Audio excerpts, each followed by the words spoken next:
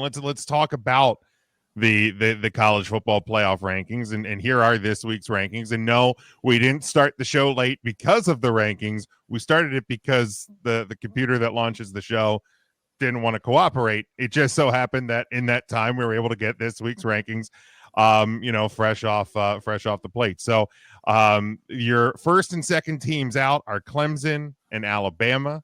Currently sitting 12. Your projected Big 12 champion would be Arizona State, coming off their win over BYU, as chaotic as that was. In those in the closing minutes, and fans storming the field and having to get the fans back off the field. And but Arizona State, now your projected Big 12 champion. Boise State, the Mountain West, they would be your Group 5 champion into the playoff bracket. They are 11, Georgia 10, SMU 9, Tennessee 8, Georgia 7, Miami 6, Notre Dame 5, Penn State 4, Texas 3, Ohio State 2, and Oregon still sitting at number 1. So as you can see on the bracket there, your first round buys are Oregon, Miami, Texas, and Boise State. Your first round matchups would be Arizona State at Ohio State, Tennessee at Georgia, Indiana at Penn State, SMU at Notre Dame. So, Mike, I'll start with you when we look at this, and we'll kind of go through the routine we did last week. Is there anything glaringly bad? Anything, or what? How do you think the committee did this week? Arguably, I think it's the best job they've done so far. At least in my mind, I still think there are some questions.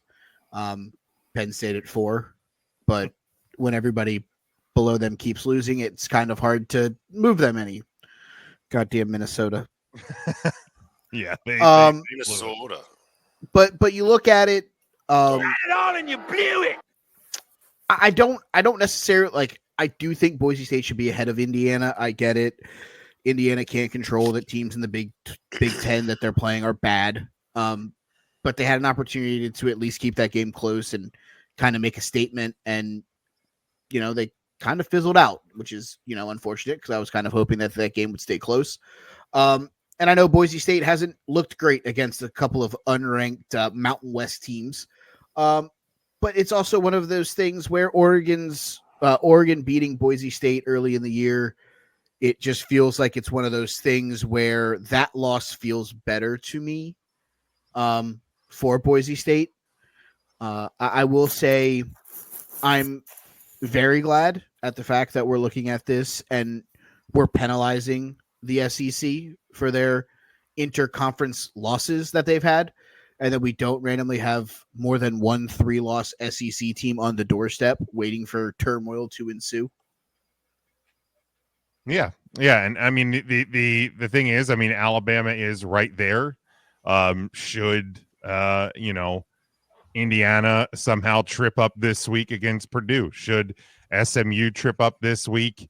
In their final game against Cal? We say we say impossible, as this college season has proven nothing really impossible, but very unlikely as we're going into the final week of the season. Matt, thoughts on this week's rankings?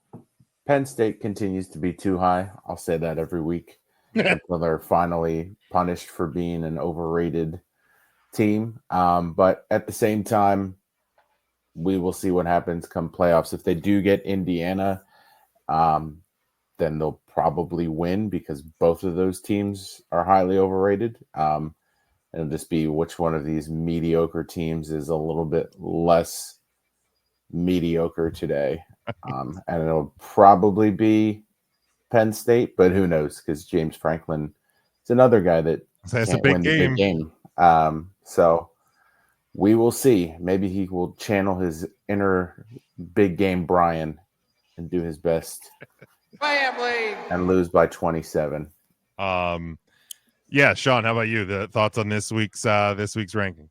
Yeah, I mean, there's only so much you can do with Penn State, kind of like Mikey alluded to. So, I mean, I think as a whole, scares the crap out of me. Clemson's creeping up that close, but not from a fear standpoint, just from a God, why would the NCAA do that to themselves? But I mean, should this be the final standings, which obviously things are going to shuffle quite a bit. I think it's a pretty fun set of matchups, in my opinion. I mean, boy, would Ohio State have a road. That'd be pretty much ideal for them. But I think your other three matchups in the first round there they line up pretty good. And I think the NCAA is still going to try their best to do that. I always kind of felt that the top four rankings, you'd be like, why is that team 2 and that team? Because it's better TV. Like that, like there's always like, we want the matchups to be good. We want to sell that we know what we're doing.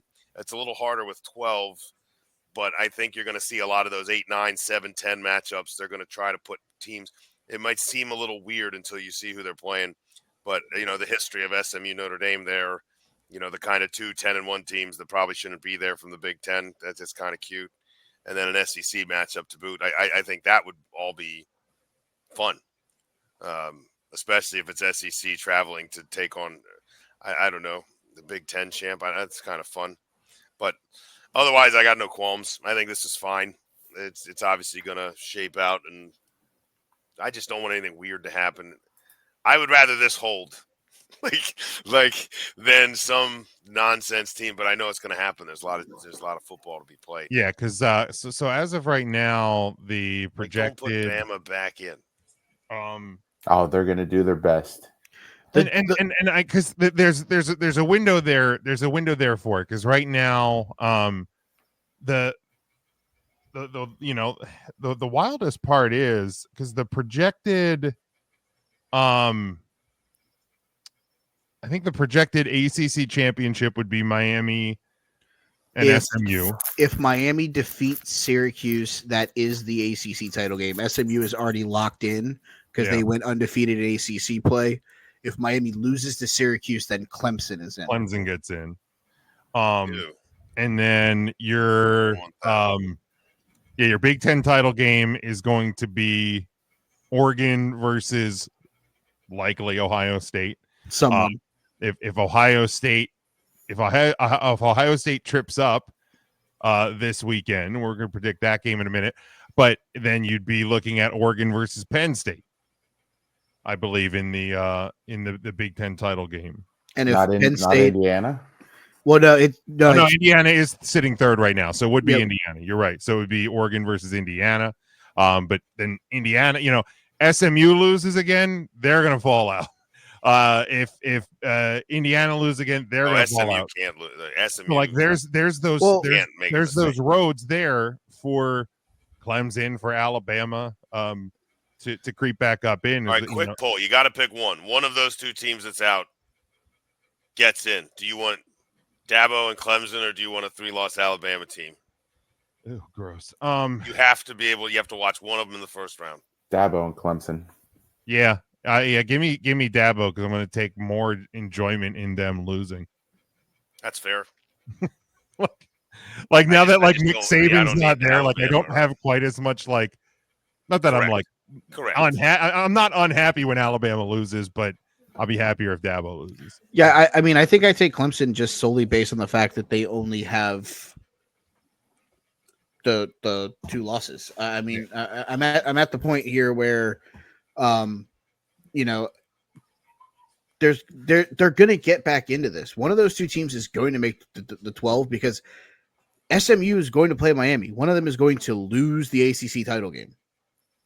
But are they going to get punished for that? I mean, we've talked about that. Like, can you really punish an SMU for making it to the title game and losing? I mean, you will you? Right. I guess it depends how close. I mean, because at this point, if they lose and Clemson gets in, you're still taking an ACC team. If you're punishing SMU and then having Alabama jump Clemson, even though neither of them lose, then we can just hit the SEC homer button that Jim has programmed on the board, and we can just we'll understand where we stand with these college football rankings. Yeah. I wouldn't punish SMU I don't think they should punish SMU. I don't think they that's a should pretty punish big Miami. slide. I mean, what was that 4 or 5 places? I mean, it's not going to Somebody matter. behind him would have to show something great, right? I If- mean, it would have to Yeah. be something really magical behind him. Okay, Well, but also in the scenarios of SMU like losing, that would also mean Boise State winning their conference title game that same weekend, Arizona State winning their conference title game. Right. So you're going to have to at least slip SMU. Probably, I mean, Indiana's likely going to be stagnant that weekend. I not to foreshadow too much to our predictions, but I don't envision a scenario Indiana getting into the Big Ten title game. So like Indiana's going to be stagnant that week, and you're going to have 2 teams behind them that are going to win. So you at least have to slip them to that number 12 spot, and then you start playing. You right, wrong, or indifferent, the committee is going to play that money game because right now, as we're looking at this bracket, you have Georgia, Tennessee, SEC matchup in the first round. Penn State, Indiana, that's a Big Ten matchup in the first round. Then it doesn't matter who Notre Dame and Ohio State's playing because they're hosting a playoff game in December. The playoff game at the Shoe, the playoff game at Notre Dame Stadium. Those games get money in You and can of literally, themselves. you could have anybody walk into that game. However, if you're telling me there's an opportunity to put Ohio State versus Dabo, Ryan Day versus Dabo in that opening round game, or Ryan State versus Alabama, Ryan Day and Ohio State versus Alabama in that opening round game, you're telling me the committee's not going to go, well, there's more money in that game. Like, you know what I mean? Have a Like, chance, 10 I guess. 10-2 SMU with their best win being probably Pitt, and what could end up being a really bad loss to a BYU team who the bottom has dropped out on, and potentially if they get blown out by Miami, a team that also lost to Georgia Tech, and then you're sitting here telling yourself, well, Alabama did beat Georgia, who's a playoff team. Alabama. They did only lose to 7 to Tennessee, who's a playoff team. right? Like, you can sit here and be like, okay, they have a bad loss. Oklahoma lost this week. Dog water. They look that should have that was an penalized them a lot embarrassing more loss. than like the fact that they're the second team out after losing Is 24 baffling to to me. 3 to Oh, yeah. Oklahoma. It stinks out loud. Oklahoma, a school known for their defensive prowess. but the committee is gonna sit here and tell you they beat a ranked Georgia team, they beat a ranked Missouri team, they beat a ranked LSU team. At the end of the day, they're going to sit here. They're going to try to wedge them into this thing no matter what. For sure. Honestly, perfect world. Clemson, South Carolina play this weekend. I know we're picking that game in a minute. Yep. The only way to really lock Alabama out of this thing is Clemson wins this weekend. Yeah, I would agree. Yeah. Because it's going to be hard to beat another team that's idle and jump them when they didn't do anything to fall. Well, and it's easy to say that if SMU doesn't win the title game, if they're there, that they might fall out. But my question is, if SMU beat Miami, does Miami fall the same? I think they fall 4 or 5 spots. Yeah, I don't think they drop out. Sean, your microphone either got disconnected or got muted because you were talking and it stopped. Oh, no. I saw your lips moving, and I'm like, wait, I'm not hearing a word he's saying. I'm hearing Matt right now. That's what most of my students do when I talk. So. I mean, I don't think Miami falls all the way out. I think it would have to be like is their resume that much better, or is it a money thing? I think they're just too high. A little bit of money, a little bit too high. I mean, I think SMU would have to 7 spots. I think SMU would have to beat them like 52-3 or something, to knock them down, like to knock them down and knock them out. I'd like to see SMU in, so I'm pulling for SMU to hang on. What is Miami's signature win? Is it Louisville? That's my question. Okay. Yes, it is. Yeah, I mean they don't have a great resume, but again, it's this season's kind of been the tale of what happens behind teams, because like in any other year, I don't think Miami's as high as they are, given what they. Yeah, I guess I was just trying to figure out the difference between Miami and SMU, other than like a Heisman Trophy contender and a big alumni draw behind them. I don't see a huge. That's about it.